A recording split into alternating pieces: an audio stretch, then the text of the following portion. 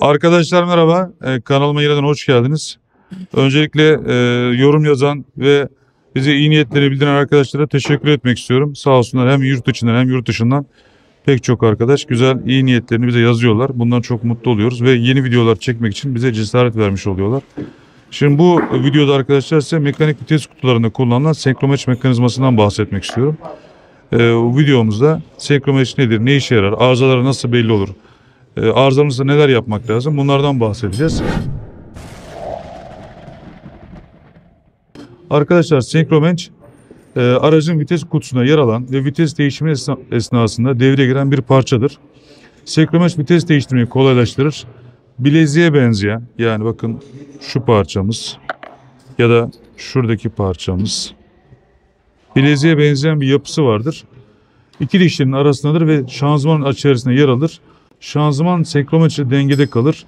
Çünkü bu iki parça sayesinde vites dişlisi ile ona hareket veren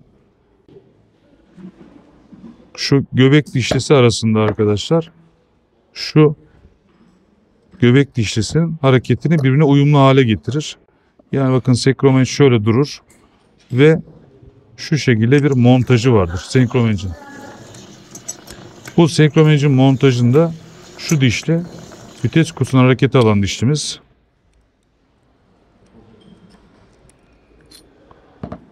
Şu kurt dişlimiz.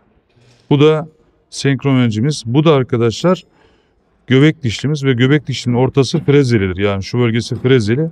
Bu frezeli olan yerde çıkış mili giriyor. Dolayısıyla da bizim senkromeç dediğimiz şu parça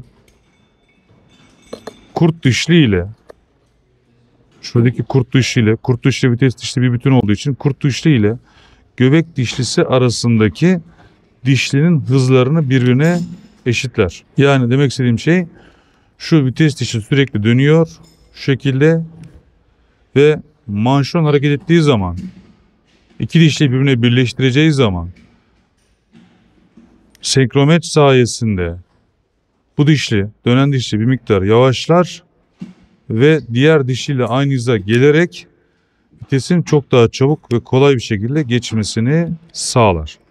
Şurada bakın, çok dikkatli göstermeye çalışıyorum. Şuradaki gördüğünüz o kurt dişlinin hizasıyla senkromecin hizası aynı hizaya gelince, yani buradaki dişler aynı hizaya geldiği anda manşon çok daha kolay bir şekilde kurt dişle birleşir. Şimdi ben bunu birleştirmiyorum çünkü bu göbek dişinin içerisinde şöyle kilitleme mekanizmaları var. Bu kilitleme mekanizmasının görevi aracın vitese geçtiği zaman viteste kalmasını sağlamak, onun vitesten kolay kolay çıkmasını engellemek.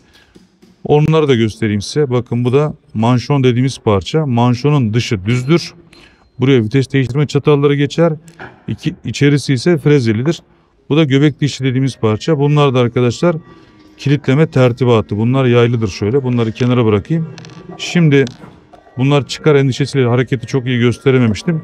Şimdi daha iyi göstereceğiz. Bakın şöyle. Bunun bir takılma pozisyonu var. Bu takılma pozisyonuna bakmam lazım. Evet, şöyle. Bakın. Vites geçmiş oldu. Şu anda vites boşta dönüyor. Yani alttaki grup mili tarafından döndürülüyor. Senkromeç sayesinde sıkıştığı zaman senkromeç kurt dişleri aynı hizaya getiriyor ve şu şekilde manşonun çok daha çabuk bir şekilde geçmesini sağlıyor. Manşon bu tarafa geçtiği anda, yani vites dişlisine yakın olduğu anda artık görüldüğü gibi bir set olarak birlikte dönüyorlar. Şu anda göbekten hareket çıkış mili iletilmiş oldu. İleri hareket etti. Şu anda boşta. Vites boşta. Şu anda vitese geçti. Bir bütün haline geldi. Senkromeç arkadaşlar bizim için çok çok önemli parça. Eğer senkromeç arızalanırsa ne olur? Senkromeç arızalanırsa arkadaşlar bu sefer vites geçmesi zor olacaktır. Viteslerin değişmesi zor olacaktır. Bunu sürücü daha çok şöyle anlıyor. Diyor ki sürücü mesela 3. vitese geçmiyor. Diğerlerinde sorun yok da diyor 2'ye geçmiyor diyor. 3'e geçmiyor diyor. Eğer sadece bir viteste sorun varsa arkadaşlar o zaman senkromeçten şüphelenebiliriz. Çünkü senkromecin şuradaki kurt dişlisi bozulursa ya da bakın şuradaki yağsızlıktan ötürü buradaki hafif bir V kanalımız var. Bu kanal bozulursa arkadaşlar bu sefer iki dişlinin hızını birbirine eşitleyemez ve vites geçişinde cartlama meydana gelir. Bu cartlama ise, vitesi zor geçme ise sürücüyü rahatsız eder.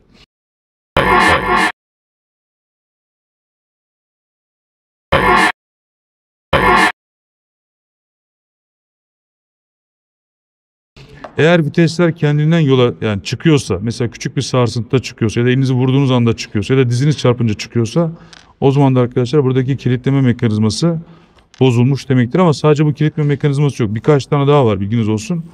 Ama sadece bir vitesten çıkıyorsa, örnek veriyorum 3'ten çıkıyorsa, o zaman bunlar bozulmuş diyebiliriz. Bunlardan bozulma ihtimali yüksektir. Tekrardan takacak olursak, şu bizim göbek dişlimizin takış şeklimiz. Bu sekromenci takış şeklimiz. Bu vites dişlimiz. Ve bu da üçünün bir araya geldiği, montajlandığı haldir. Şu şekilde. Dikkat edecek olursanız vites dişlinin içinde freze yok. Boşta döner. Ama göbek dişlinin içerisinde freze vardır. Hareket vites dişlisinden kurt dişliye, kurt dişliden senkromeç vasıtasıyla manşonun içine, manşonun içinden göbek dişliye, göbek dişliden de içindeki frezeden çıkış mili iletilmiş olur. Az önce bahsettiğim gibi arkadaşlar, vites kutusunu yağsız bırakmak, debriyaja tam basmamak senkromencin kırılmasına sebep olur. Eğer arızalanırsa da belli bir viteste vites geçerken zorluk çeker ve vites cartlar. Arkadaşlar elimden geldiği kadar bu videoda size senkromenci ve çalışmasını anlatmaya çalıştım. Lütfen beğenmeyi ve abone olmayı unutmayın. İyi günler diliyorum. Hoşça kalın.